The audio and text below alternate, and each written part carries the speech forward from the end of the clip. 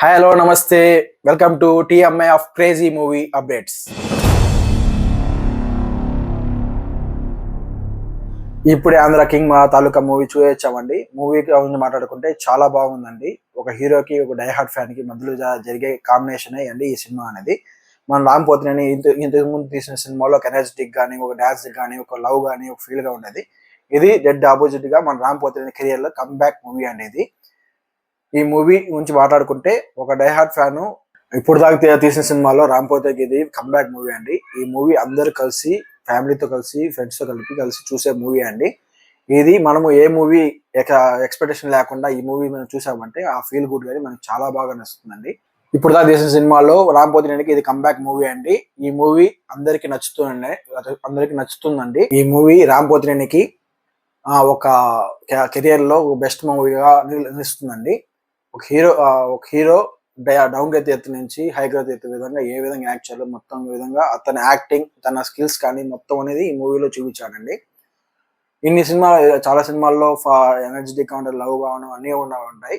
కానీ ఈ మూవీలో మాత్రం ఒక డైహార్డ్ ఫ్యాన్ కి అతనే ఒక హీరో, దానికి డైహార్డ్ ఫ్యాన్ ఎలా ఉంటాడో, ఇలా విధంగా ఉంటాడు అతను ఊహించుకొని ఈ సినిమాలు ఆ హీరో కోసం అతను చాలా బాగా యాక్ట్ చేశారండి. హీరోయిన్ గురించి మాట్లాడితే భాగ్యశ్రీ బోస్ ఈ మూవీకి చాలా బాగా యాక్ట్ చేశారండి. ఈ మూవీలో ఆ క్యారెక్టర్ ఒక కీ రోల్ అండి. ఈ సినిమాకి ఆమె కీ రోల్ అనేది ఈ మూవీకి చాలా బాగా వర్కౌట్ అయిందండి. ఇంకా మ్యూజిక్ గురించి మాట్లాడితే మ్యూజిక్ చాలా బాగుందండి, డీసెంట్ గా ఉన్నది. కొంచెం బ్యాక్గ్రౌండ్ మ్యూజిక్ అనేది కొంచెం ఇంకా కొట్టింటే చాలా బాగుంటుంది. కానీ ఈ మూవీకి చాలా డీసెంట్ గా మూవీ చాలా బాగుందండి. ఈ అందరూ కలిసి ఫ్యామిలీతో కలిసి చూసే మూవీ అండి. ఒక్కసారి మీరు చూసారంటే మీకే ఈ మూవీ అర్థమవుతుంది. కానీ ఎక్స్పెక్టేషన్ పెట్టి మళ్ళీ పోకండి ఏ సినిమా కానీ.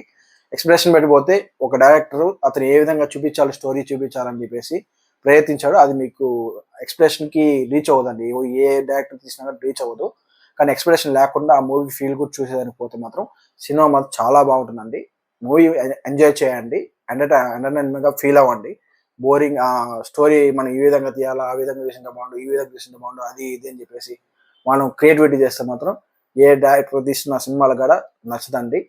కాబట్టి మీరు ఒక మూవీ చూసేటప్పుడు ఒక ఫీల్ గుడ్ గా చూడండి. ఓకే, థ్యాంక్ యూ అండి.